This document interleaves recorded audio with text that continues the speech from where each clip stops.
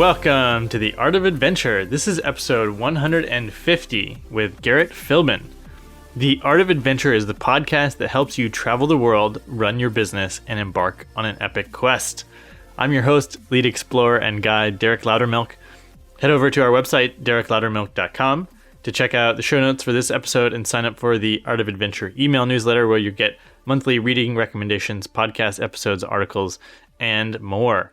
I want to take a quick moment to celebrate the birth of my son, Axel Loudermilk. A new adventurer has arrived. We are going to be up to all kinds of fun adventures in 2017, so stay tuned. We're already starting to plan some of our world travels with Axel. Today on the podcast, we have financial life coach Garrett Philbin, and he is the founder of Be Awesome, Not Broke. His work is at the intersection of behavior, money, goals, emotion, and accountability.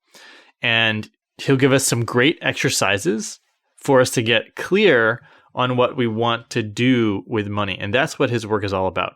Understanding how to use money well. A lot of people have some anxiety around money, and that's what he helps them get over. So one of the things we talk about is his own road trip around the country to a dozen different states or so, having fun along the way, essentially putting into practice his idea of being awesome, not broke. He'll tell us the story of a couple companies he founded, one that's still going, one that failed, and how he got his chops as an entrepreneur. So there is a lot of great stuff in here, both about money and travel. So without further ado, here is the one and only Garrett Philbin.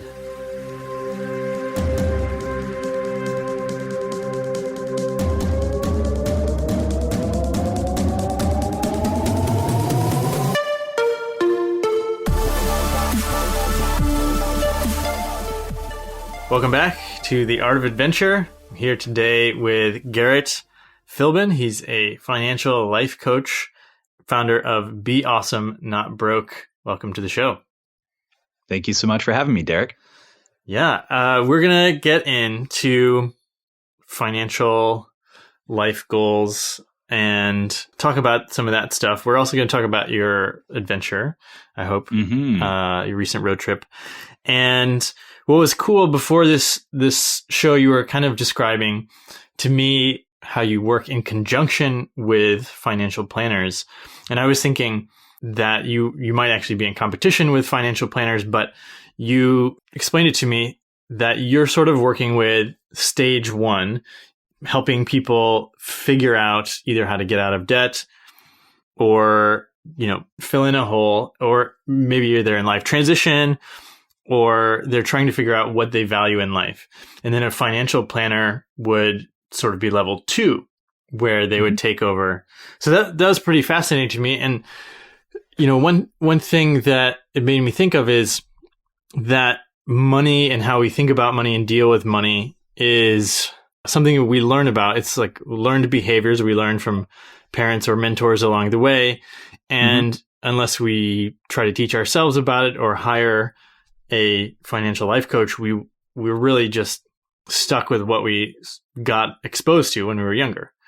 So so what are tell me your thoughts about how people learn about money in the first place. I think a big problem is many people don't. And really that's the problem, is that money is seen as something that often defines who we are. And we're told that it's impolite to have conversations around money. We grow up thinking that our net worth is equal to our self-worth. And so we equate how much money we have or how much money we make with how much we're worth.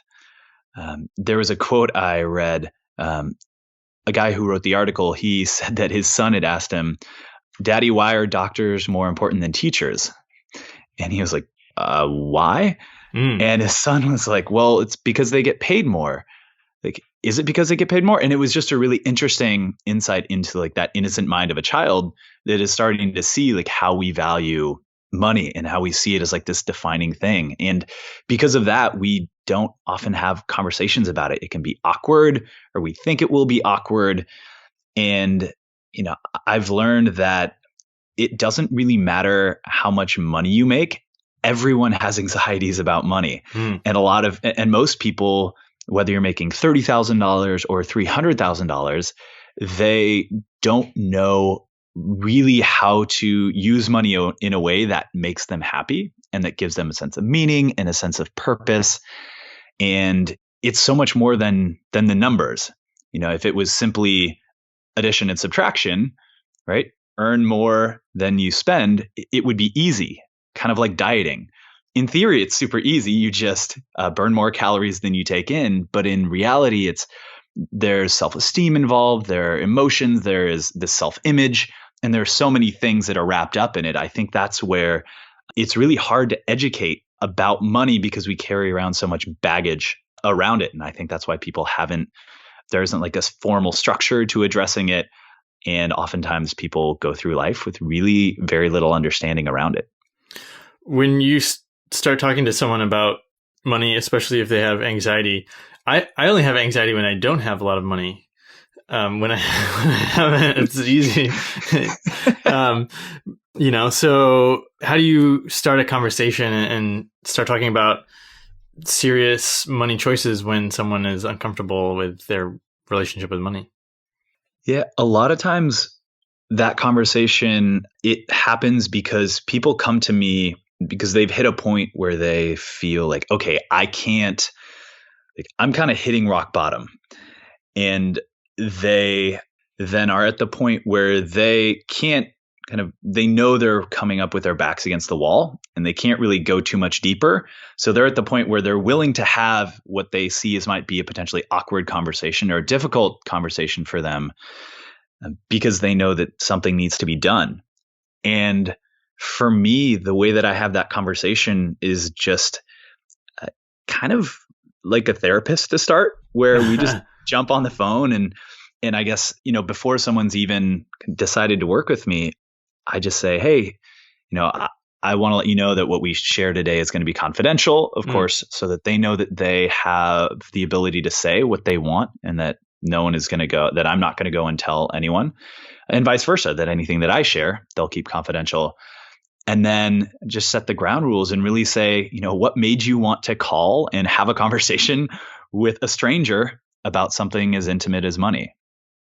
And from there, a lot of stuff comes out.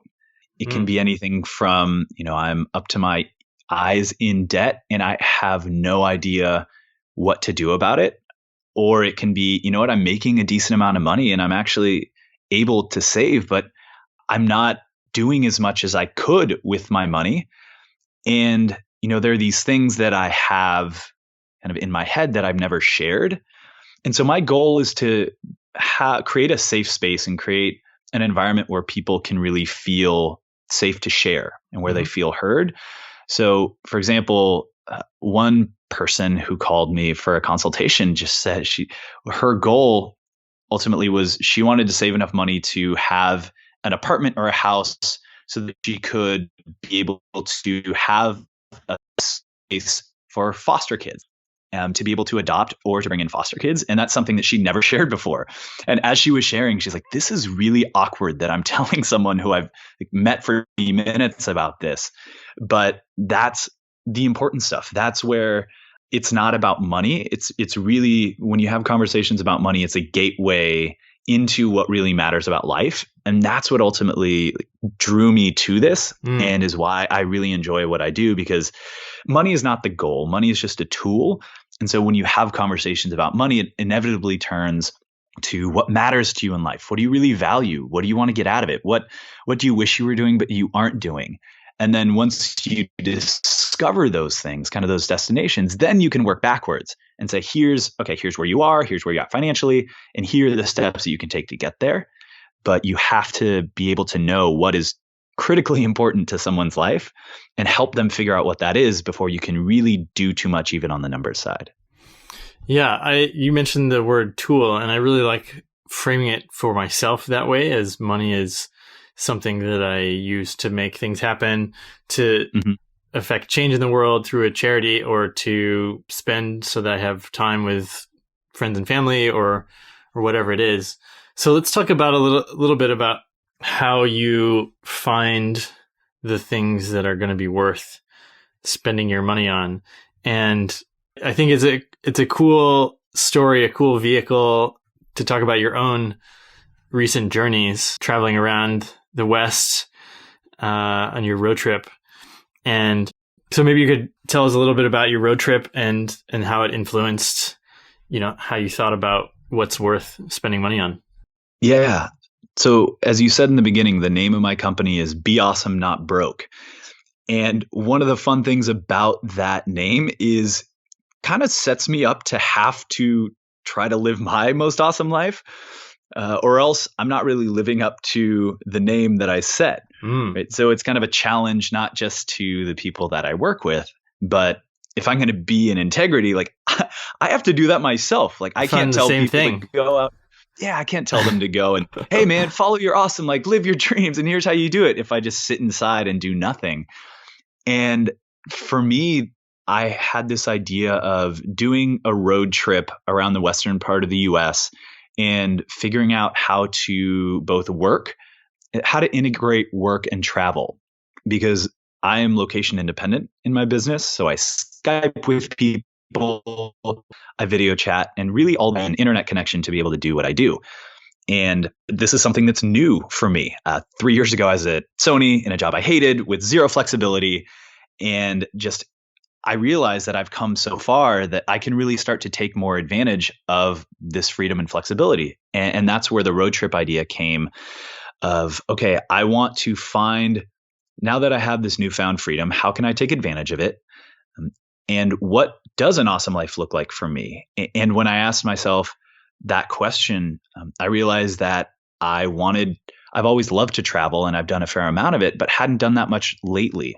And so that's something that's really important to me, but I wasn't actually doing. And honestly, since I've been in New York, I've been here for 5 or so years, and I've met some really great people, but I also haven't I haven't formed some really, really strong bonds or as many strong friendships as I would like.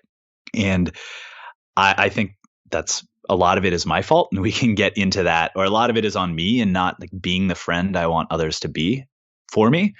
But that was part of the road trip is, okay, let me go back west. I'm from California originally. Let me see friends and hang out with the people who really help like form my core. Yeah. And, so again, travel and then friendship and honestly, getting out in nature. I used to do that a lot as a kid, going camping, going hiking. And it's easy to let that fall by the wayside in a place like New York, where getting outside the city is a challenge. And you have to be really intentional about that. So it was those 3 things of being able to travel more, to take advantage of the freedom and flexibility and see more friends and reconnect with that really like served as the foundation for like, okay, I think that is what an awesome life looks like to me. Let me try it out. Gotcha. So kind of a test run of location independence. And you said my values are travel, reconnecting with friends, spending time in nature.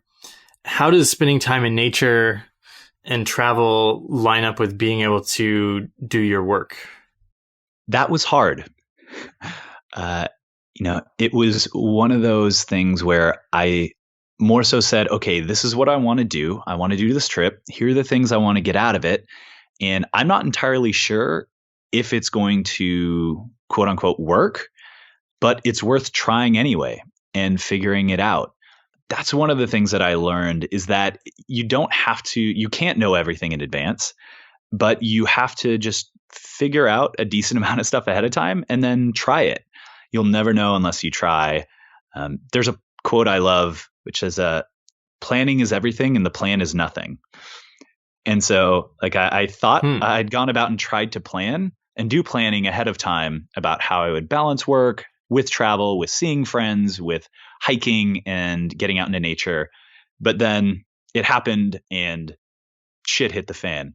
And it's just, it changes, not in a negative way, but I totally underestimated how long it would take for me to travel from location to location. I went through 10 states in 7 weeks, and I had to drive about 3 hours every day.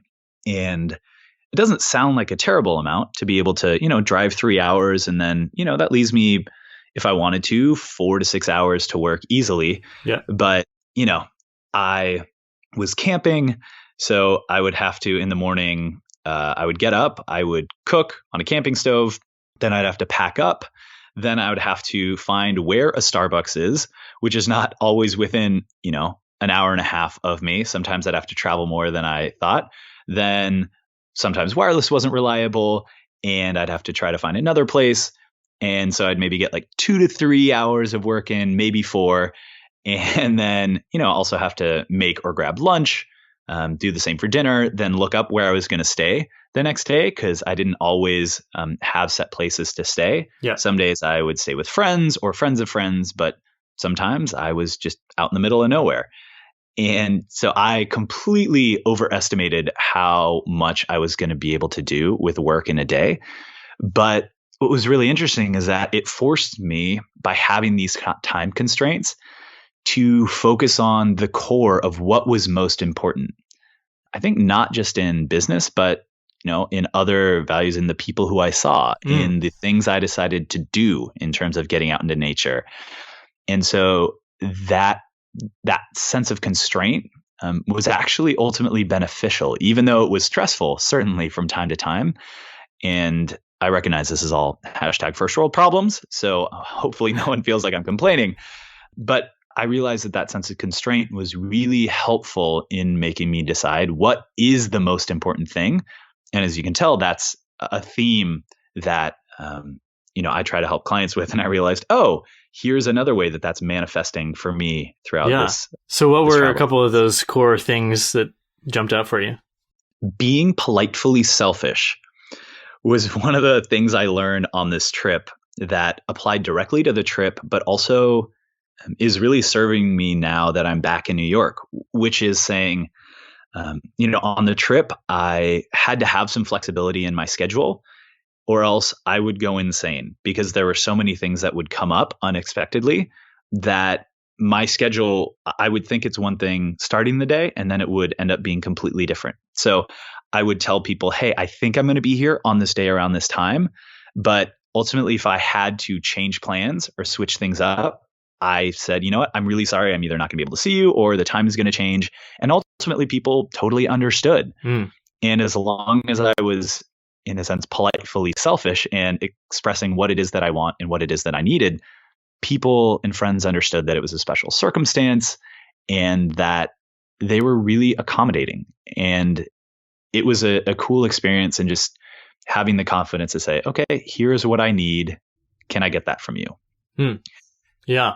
Yeah. And I don't know, that it stems from you have to have confidence too. And I think that's something that this trip helped give me as well, is just more confidence to ask for what I want. I don't know if you've ever heard of Derek Sivers' phrase of like, hell yes or no. I think he says it F-bomb, yes or no, but similar idea of like, you only do the stuff that you can really say hell yeah to, and everything else just don't do. And I'd heard that phrase like a year ago, but hadn't really started to implement it in my day to day. And on the road trip with those time constraints, I realized that I could say yes to a lot of things, some that were great and some that were mediocre. And then I'd be super strung out because I'd be trying to do everything. Or I could say, you know what, hell yes or no, only if it meets that bar of what I really want to do. And that honestly like made life a whole lot easier and made the things I did that much more enjoyable as well. Yeah, I like that. It's a good reminder. I'm wondering a little bit about the specifics of maybe on the work side of things. We had Fabian Dietrich on the podcast, and he took his company around South America in a old Land Rover. And awesome. One of the things that he was talking about was that he only had a few hours a day his 8-hour workday was condensed into 3 or something. And one of the ways he dealt with it was learning a bunch of shortcuts on his computer so that he could just work more efficiently. Did you find anything like that for yourself in terms of the work you're doing? For me, the way that I did it, I had about probably every day, anywhere between like 3 to 5 hours. I'd say the biggest things that I did were become comfortable with the fact that not everyone needs a response immediately. So getting over the fact that, yes, there are unread emails in my inbox, and there's a 99.9% chance that no one is going to die if I don't reply to them within the next 24 hours.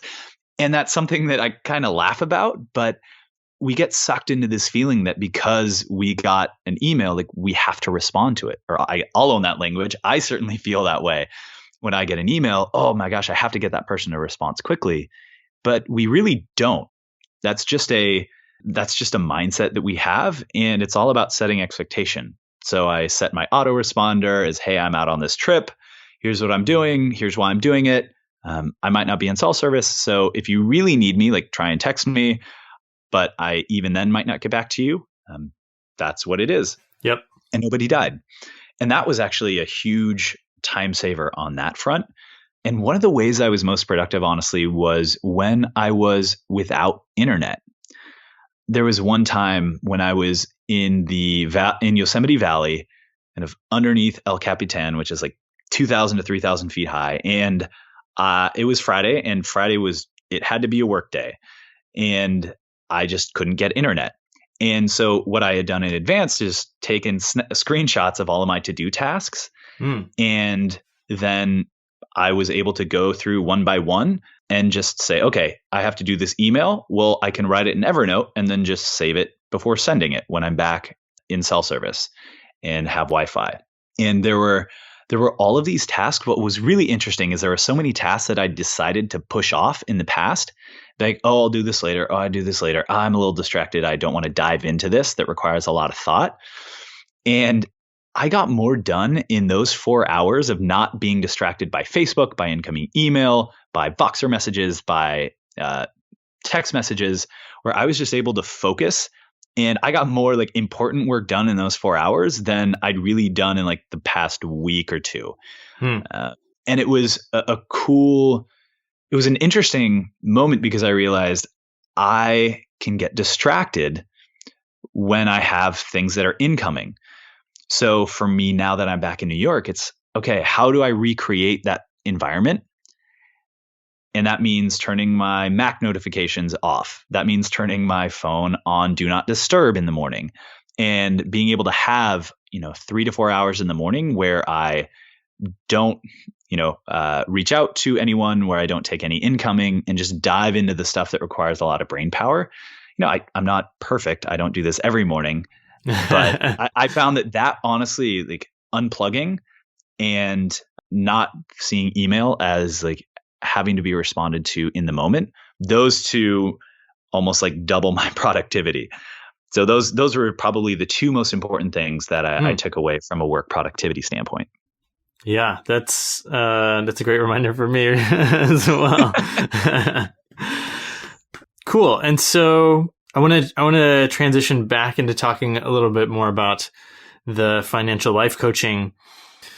Let's come up with a good segue. Okay, so the values of your trip, the being awesome, was it confirmed for you, those 3 that you set out to explore? Yes, they were confirmed, although not necessarily in the way that I thought. But that was okay. I realized that, yes, I absolutely do want more nature in my life. Being able to go to Glacier and Yellowstone and Crater Lake and the Grand Tetons. It was just like, holy crap, I want to be doing more of this. So that was definitely confirmed. I realized that, it was nice seeing old friends and being able to reconnect, but I really did realize that a lot of the main reason why I haven't built as many deep friendships here in New York as I would have liked is I haven't opened myself up to be the kind of friend who I want to be. Like that was actually really reinforced. And so it's how do I model this ideal of friendship, of vulnerability, of being the first to leap, to be there for someone, even if I don't know in the beginning if they'll be there for me.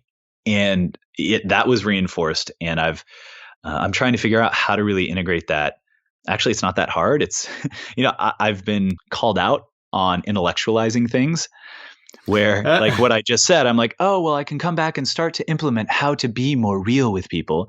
And it's like, no, actually, if I just kind of feel from the heart and genuinely empathize and am there for people, then I'll start having the friendships I want. Like, don't make it harder than it needs to be. Yeah. Have you been able to do that?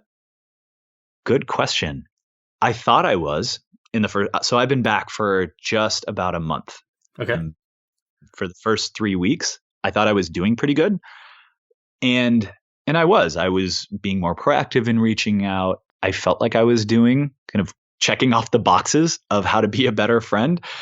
And then I had a conversation with someone who only talked to once every year or so. We actually volunteered in the same volunteer program 7 years ago. And she's now a chaplain, and she's getting her master's to be a psychiatrist or psychologist. Damn, she's a counselor. That's what it was. Right. I was like, she's going to kill me if I get that wrong. And we were catching up, and it had been about a half hour into our conversation, and we'd been sharing some pretty, detailed stuff. And we were pretty, what I thought was honest with each other. And at one point she's like, do you mind if I just share something with you? It's like, sure. And she pretty much told me that I keep things in my head. She's like, look, what I am sensing from you is that you are able to be very introspective, that you're very aware of what's going on, but you also intellectualize, and that you keep it in your head and you think of it as like, even I was like, okay, I need to be in touch with more people. Check. Let me schedule every month to reach out to this person. Check. And she's like, I think that it would be really helpful for you to get out of your head and just feel, and to be like, who do you want to be? Like, really feel what the other person is feeling, feel what you are feeling, and really get back into that heart-centeredness. And I realized I'd kind of forgotten what that was like, where I would be an active listener, but I didn't actually empathize, where I was great at asking questions and listening to what people were telling me, but I wasn't genuinely feeling what they were telling me. And I don't know if that makes sense as a difference, but it actually is a really big difference. I'm just wondering how similar we are. I'm hoping that I empathize, but then as you're saying that, I'm struggling to connect emotionally with what you're saying, which is interesting. And here we're sort of getting a bit meta, and I'm worried about losing my own sanity. Right. But this kind of the ability to be, I think to feel. Okay, so this is going to be like your audience is going to say, well, freaking duh. But the ability to feel, to not just intellectualize and be aware, but to genuinely feel is incredibly important for me as a financial life coach, and for people in general who want to be able to change their situations about money.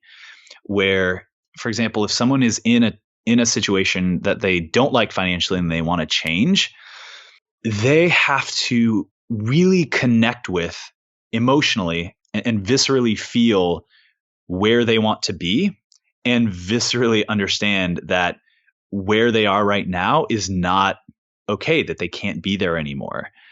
If they don't really feel it, then it's going to be really hard to go through the stuff that's necessary to get from point A to point B, from where you are now to what truly matters. And so being able to connect the emotional aspect of what you want in life and really viscerally feeling that is such an important part of the process, because you're going to need to reference those emotions when you're going through the tough times. You're going to have to know why those things are so important to you to be able to make the life changes that are going to be necessary for you to get from here to there. I really like that. I was just recently thinking about some of the best speeches of all time, like Dr. King's I Have a Dream speech. And what they do is they highlight the current situation, and then they also paint this future where it's more idealistic and it's awesome. And then they illuminate that there's a gap between what we have and this idyllic story that we're painting. And then, okay, how do we get there? We have to all band together, or we have to do this thing. And it might be uncomfortable or a lot of work or, this, that, and the other thing. But painting the picture from and connecting emotionally with where you are to where you're going that's how we sort of think in story in general about how we see our lives. Yeah. And Simon Sinek, he wrote a book called Start With Why, I believe was the title of it. And it's about the idea that you need to have this really underlying core belief and understanding of like why you are doing what you're doing and where you're going to get to.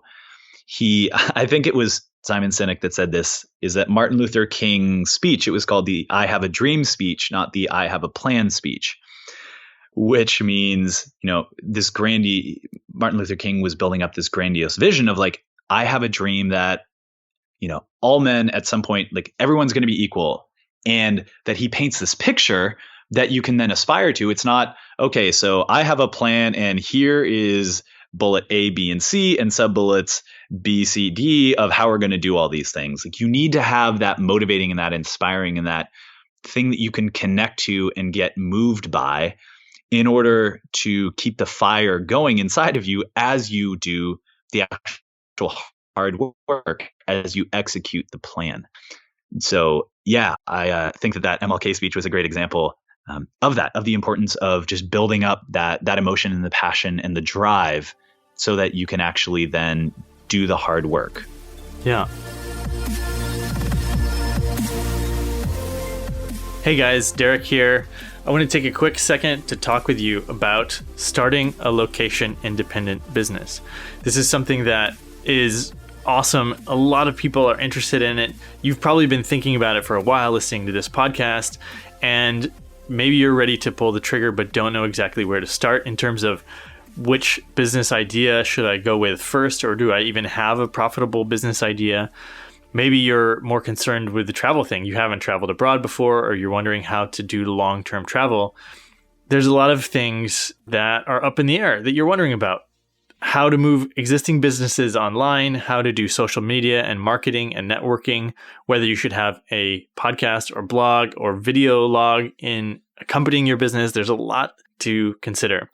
So this is where I might be able to help you, because I've helped lots of aspiring digital nomads through personal coaching and business mentorship already get their businesses up and off the ground so they can travel the world full time if they want.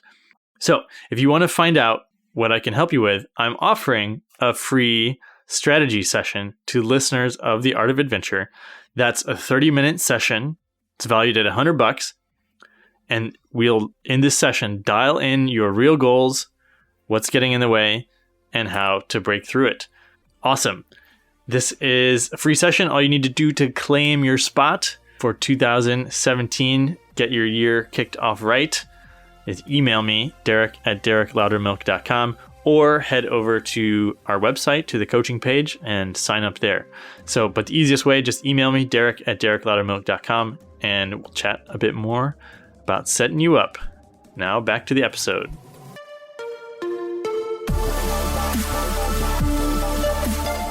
So what do people come to you? What do they need help with when they come to you? A lot of times people need help with, they're struggling with credit card debt. They're struggling with student loan debt. That probably is just over half of the people that I work with. So they're coming from where they have existing debt that is really keeping them from being able to do what they want in life. And then the other half is people who aren't necessarily in debt. However, they don't really understand. They don't really know their why. They're making enough money to not be living month to month, but they're kind of spending it every month and just sitting right around the line of zero in their bank accounts. And they're like, I'm making enough money to be able to be working towards the things that matter to me. But I don't have total clarity really even on what those things are. And B, I'm definitely not doing anything to really head in that direction. And so they can really use help on the visioning part and really getting clarity on what is important to them and then working back to the numbers. Whereas the people who come to me who are already in debt and trying to work kind of to dig out of that hole that they're in, we focus on the numbers first, making sure that they, because they oftentimes like have this huge weight on their chest, this giant rock that they're like, I feel like I'm struggling and I need to get this rock lifted before I can do anything else. So we tackle the numbers side first. And then once they feel they can kind of have a little bit of space to breathe, then we start looking a little bit more in the future and connecting the why and their goals and values and things like that. Yeah, it's really interesting. The psychic connection comes up again, debt equaling a rock on someone's chest. Yeah. And I mean, the reason they went into debt in the first place was student loans, right? They're investing in their future. Mm-hmm. If they're spending on credit cards, probably because they needed something at the time. Or they just weren't aware. As you said, we don't have conversations around money very often. And so what's really interesting is a lot of people I work with, they kind of say the same story of, I'm not a stupid person. I'm smart. Like these are people with master's degrees. These are people who are college grads or PhDs, anywhere in between. And they're like, I am very smart in the areas that I work in. How do I not get something as quote unquote, like simple as money, in the sense that numbers should be easy?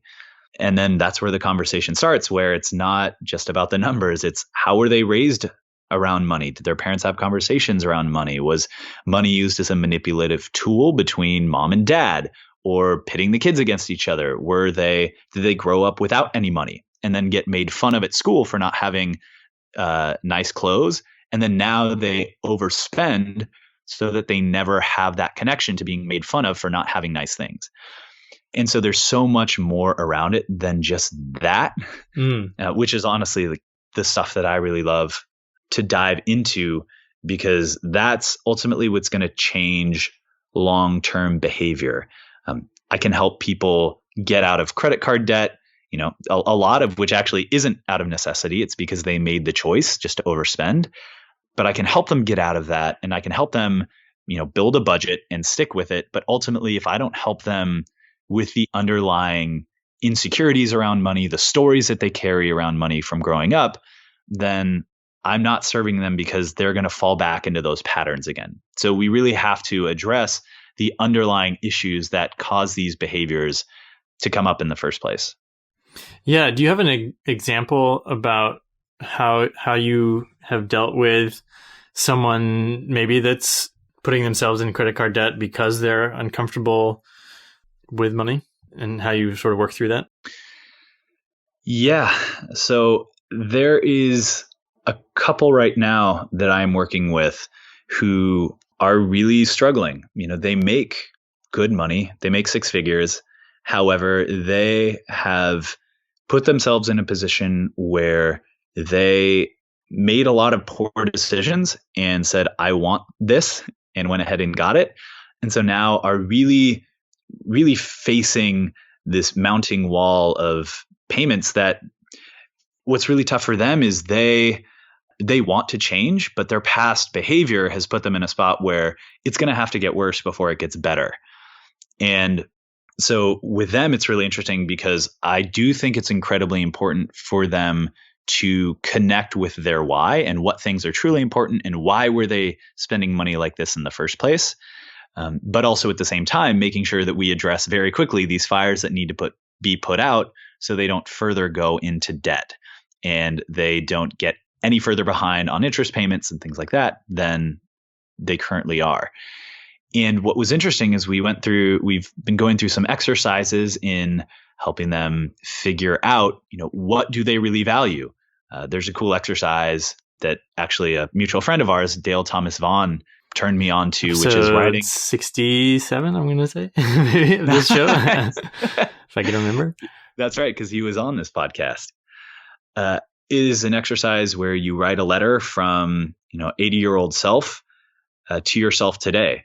So whatever 80-year-old you is doing maybe on a porch swing with a gin and tonic, and you just like write a letter to present day you, explaining kind of what you did over the course of that time to live an incredibly awesome life. Like you won at life. And how did you win at life? What are the things you did? And what were the things that you didn't do? Which I think is equally as important, because a lot of times we see ourselves as having to do a bunch of different things, but the perspective you get in that exercise is really cool, because you realize, oh, some of these things I thought were super important, honestly, really weren't.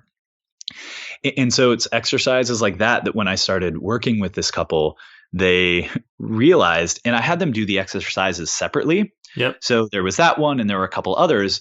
And then in coming together and really hearing what the other person had written, it's an interesting moment, because they realize that it's all really simple stuff that they care about. They're like, I want to be there for my partner. I want to be there for my kids. I want to be able to be, they actually both knew where they wanted to live. They just moved, and they wanted to move back to where they were previously. And they're just like, yeah, we want to settle down in a house there, enough space to have people come over, maybe do golf every once in a while, and take a trip. And it's like, okay, if that's all you wanted to do, like if you had no debt, you could do that today and so much more. And really just helping them see that they were like, oh, well, nothing material came up in that.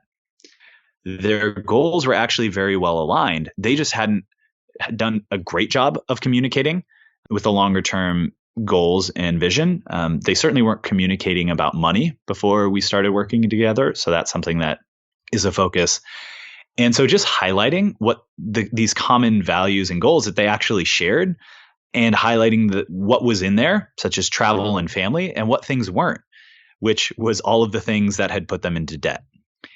And so it's tough, because they right now are still in the slog where they have to crawl kind of out of that hole.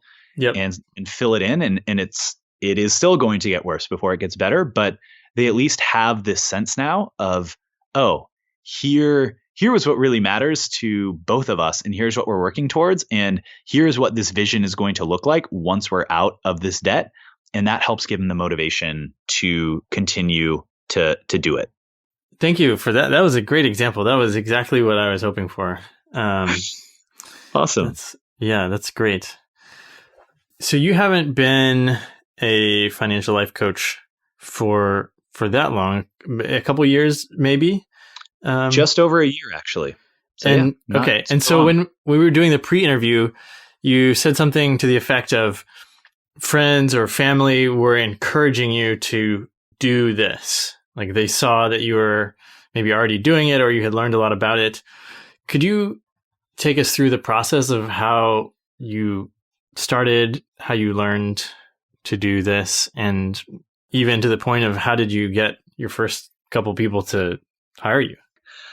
Yeah, this is going to be, I'll try and keep it short. But this is kind of, it starts with like 3.5 years ago, and I'll leave some spaces in here. So if you want to jump in and kind of narrow or point me in a direction where you want. But 3.5 years ago, I was working at Sony Music in a corporate job that I hated as a copyright coordinator. And that was kind of the low, I was 3.5 years in New York, and that was kind of like the lowest of the low, because I was stuck in a job I didn't like.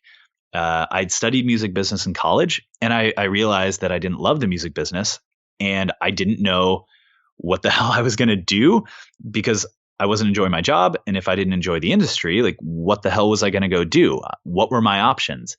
I was making 34 grand a year, which in New York City is very little, and was kind of using that as an excuse for why I couldn't do a lot of things. It was kind of a pity party. It's like, oh, I don't have a lot of money. I can't do this. I can't do that. And that was kind of where I was 3.5 years ago. What happened since then is I actually had some friends who started a music production company and asked me to be a part of it. So even though it was still in the music industry, I was like, all right, this seems awesome. I want to work with these guys. And that was my first leap from like the corporate world into semi-entrepreneurship, because it was me and 2 other guys. We started a company called EMW Music Group. I worked there for about 2 years or so. That company is still going on and I still advise, but we'd started that company and another company called Deep V Music, which it was a great idea doing comedic music for advertising agencies and for brands. And then that company ran out of money. So let me just jump in. Yeah. You said just a moment ago that you didn't like the music business, but it sounds like you started a couple music business companies. Did you feel conflicted about starting those? Yes. Knowing you weren't really excited about it? Really, the thing that made me the most excited was being able to work with people who I knew, with friends from college. And I didn't know at the time, when I was at Sony, I knew more that I hated my job than I disliked the industry. Okay. I knew that the music industry wasn't ultimately what I wanted to do. I kind of knew in my heart of hearts, but I had no idea how I was going to get out of it. So when an opportunity came up to work with friends, I kind of said, well, I don't know what else I would do right now. And it's a great opportunity to work with them. And okay, I can still do good work in the industry. And maybe this will be a stepping stone, which it ultimately turned out to be. Not the way I envisioned it. I didn't envision helping start two companies and having one of them fail. But that second company failing was actually a huge blessing because it forced me to confront the fact that, okay, we're at a crossroads where I'm either going to go back to that first company and really focus my energy there, or I don't, or I try something completely new. And I had no idea what that was going to be. And I spent a couple of months really struggling with what that was. But here's actually the point that you brought up, which is, that I'd had some friends and family kind of help me make this decision or help me come up with this idea of going into some kind of financial coaching. And one of the co-founders actually of EMW Music Group, we were talking one night and he was just like, dude, I know that you're really stuck, but what you've been talking about is that you love mentoring, you love teaching. These are some things that I did for 2 years when I was part of that volunteer organization that I told you about. Right. And he's like, you love those. And then for some reason you nerd out on personal finance. You do the books for us. Is there anything there that you can is there any way to combine those? And that was it was one of those moments where I was just like, holy shit, why don't I combine those? And it was an example of why it's so important to have people in your life who know you. And, we had talked, probably 3 to 4 times a week for hours at a time for 2 months straight before we got to that point about what the next steps were for both of us. So if I hadn't had those conversations with him, I might not have ever come upon that idea myself, because sometimes it requires people outside to be able to see what you don't see in yourself. And so I don't know where I would be without him just offering up that suggestion. But that was back in April of 2015. And that ultimately just lit a fire under me, where that night I went back and just wrote pages and pages in Evernote of I don't know what the hell this looks like, but how do I help people and build a community where I can help them with money and help them live what is their awesome? And honestly, that's how I got into it. I just, dove in with both feet and talked with as many financial advisors, financial planners, and started to figure out what is it that I could actually do, and realized that there was a big void in this space where there wasn't really that many people working at the intersection of emotion, behaviors, and habits and accountability. And that's kind of how I stumbled into this financial life coaching. I really love that. And I'm really curious to see how it evolves, since it's still fairly young as far as life careers go. That's really cool. The introspection there. And I'm interested to see where it goes as well, man. It's just as, and I know that some of your listeners are entrepreneurs themselves. And so it's that idea of I had this vision once that idea got into my head of how I want to help people. And I've been building it and I've been refining it and then building it and finding just new ways to grow and new ways to help people. And it started as a lot of one-on-ones, but I've started doing group coaching as a way to scale what I do and help people who need a lot of guidance, but also can't afford kind of one-on-one coaching. So how can I help people who need it and find a way that for me, it can scale, and that for them, it's more that it's something they can afford. And, it's just super fun and exciting to figure out, okay, here's this problem. A boatload of people in the world need help, or in this country need help, and don't know where to turn for it. How do I tell people that this thing exists, and how do I help them in a meaningful way? And that's just, as an entrepreneur, that's a really fun challenge to have to try and figure out. So where do you get most of your clients? How do you guys link up? And I don't know if you're comfortable talking about money, but how's business? Yeah, I'll answer those kind of one and two. Where I'm getting my clients from right now is mostly referrals from financial planners, actually. So financial planning and financial coaching, or financial life coaching, are two different things. Financial life coaching can be seen as kind of level one, if you will, where I'm working with people on personal finance, like basics. So budgeting, cash flow, and yes, the emotions and behaviorals and accountability part of it, which is really difficult for a lot of people to talk about or to be good at working with people on. But we'll call that like level one planning. Financial planners, they oftentimes do more quote unquote complex work, where it's dealing with estate planning, tax planning, college planning, investments, things like that. And I remember when I realized that, I then realized that we weren't competition. And so I've built up relationships with financial planners because they get people coming to them who need help with kind of the basic foundational personal finance stuff.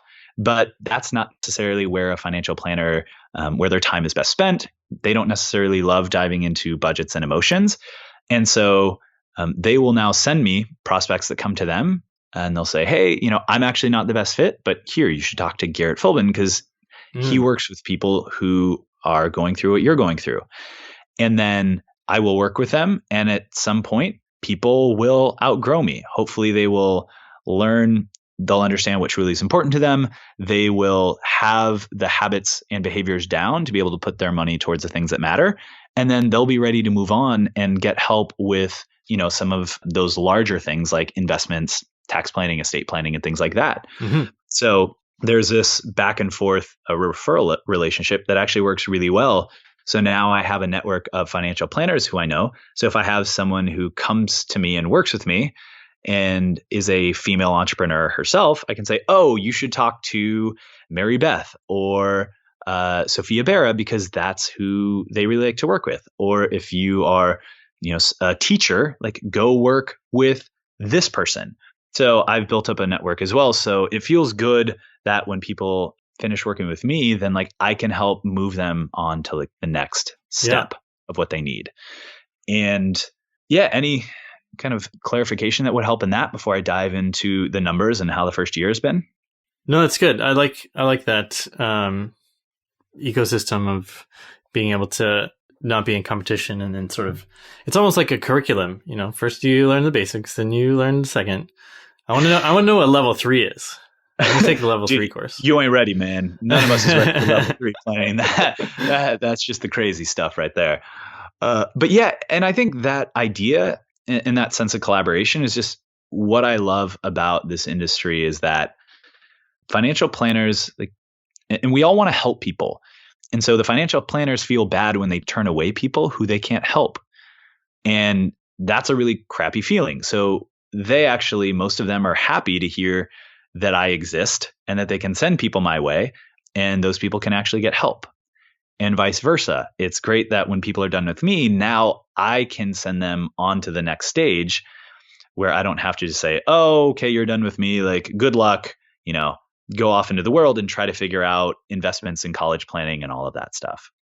Real quick, people that are in debt, I'm imagining that they're not great customers because they don't want to spend money on anything else. Is it hard to show value in your work to someone who's already in debt to make them take the leap of hiring you? Yes and no. It's not as hard as you would think. And that's not meant in any kind of manipulative way. For people who are in debt and who are realizing that they have had these patterns of behavior that have put them in a spot where they really don't want to be, they actually are the people who are most keenly aware that something needs to happen. And what I do on that call is I help them, I give them that space to talk about what they actually want in life and what matters to them. And, what would, if we, I'll say if we're sitting down like a year now or 2 years from now, like what would an awesome life look like? Like what would have happened in between now and then for you to feel like, holy crap, the life I'm living right now is totally badass. Here are the things that I did. And so I'll help them figure out what those are and then say, okay, how can we help you get there? What are the things that you would actually need to do to get to that point? And by helping paint that picture, they see that, oh, it's actually possible for me to get there. But they need help doing that. And if I do a good job of helping them connect with what truly matters and that vision, then they understand that it's an investment. And it's something that, yes, it'll cost money to get there, but ultimately how much it's going to cost to work with me is a small fraction of either the debt that they're going to pay off, but more importantly, like how they're going to feel and what value of what they want is ultimately worth. And I guess a slightly cheeky answer is also if people have gotten into a lot of debt, like they know how to spend. Right? So there is this part where it's like, look, you spent $30,000 on a car that you didn't need.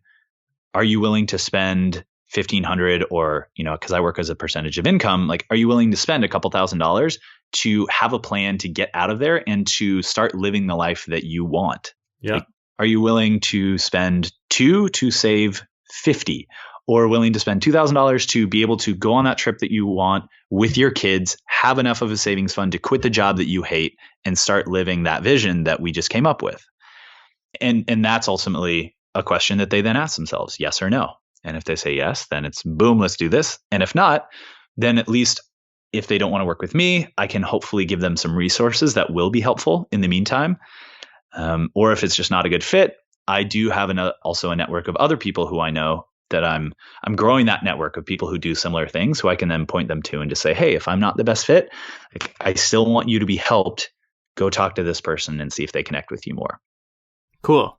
And we are drawing towards the end of the interview, but if you wouldn't mind just sort of briefly answering, how the business is going for you. I don't know if anyone is aware, but the first year in business is really freaking hard, especially when switching from one industry to another where I had no previous experience. So that has been really difficult. I'm not going to lie. However, I did a couple things right. I had a decently sized runway. I had about 25 grand in the bank that I could lean on. And so I knew, okay, I have this money here. If I'm going to just jump off and start this company, then this is what my runway looks like. Here's how much I need to earn by this period of time. I worked odd jobs. I worked for an old boss. I worked doing bike delivery in the first couple months when I was just building up processes and figuring out who I was going to target and how I was going to do it. I did what I had to do to make it work. And then I started telling everyone who I knew that I was doing it. And slowly clients started to trickle in. At first, I charged people $500 for meeting with me for the current program that I have. Then I got more confidence and it was $750, and then it was $1,000, and then it was $1,250, and then it's $1,500, and now it's a base of $1,500 or 1.5% of their income, whichever is more.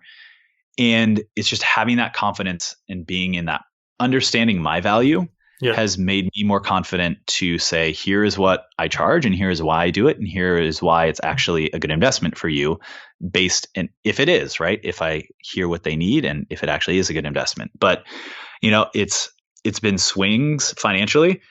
Some months it was like $7,000, and then some months it was like, one person signed up. And, so that has been an interesting thing to have to deal with, but it's trending upward, which is a great place to be, especially in the first year. I have 14 clients right now. I've already worked with 4. And so like I'm almost at 20 in my first year, which for me is like, I feel really good about that. And it's been a grind to get those clients, but I'm really lucky in the people that I have. And I mean, it's really taught me a lot in managing variable income as an entrepreneur, and this is what's great is I am always learning. And now it's cool seeing that what I help other people with, it works for me as well. And, I'd had to deal with some variable income before, so this is not brand new, but it's really cool that like the system I've built and I'm teaching people, like I'm using it right now and it's helping me deal with these massive swings in income and not like just crap my pants whenever I have a down month, because I've saved up money from the previous one and put it away in a separate fund where then I pull on if I have a down month and I know about what the average is going to be. So it's really cool to just see how ultimately like I am practicing what I'm preaching. Yeah. And this is cracking me up because it's hitting close to home, Yeah. And it's kind of the test, right? Where you're going through it and you're like, well, I'm glad that what I'm doing works because I'm putting it through the ringer right now. So that's been kind of a fun experience just to go through.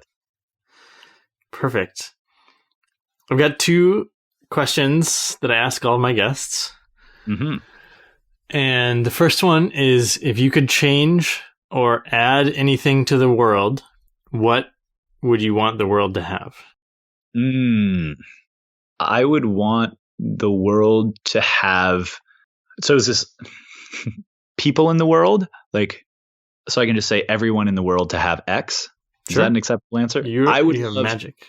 Well then, if I have magic, I would then want a trampoline-sized apple pie. And then after that, I would want the entire world to have, honestly, the ability to feel gratitude at all times. Whenever I like tap into a sense of gratitude, I can't feel angry. I can't feel jealous. I can't be resentful. And I think gratitude is the quickest way to feeling compassion for other people and feeling happiness for where you are at. I work with people who make hundreds of thousands of dollars and still feel like they don't have very much. And there are people who obviously make a lot less than that and really don't have. There are people who live in true poverty. And I think if we can all just truly have a sense and be gracious and grateful for what we truly do have, that it would really transform the world. Beautiful. I love it. Thanks for sharing. Of course. Good question. I just realized that if we were talking about connecting with your why, I've been asking hundreds of people this question. And we've, at this point, probably established some really good global whys to look for. I should probably compile all of those and see what we've got.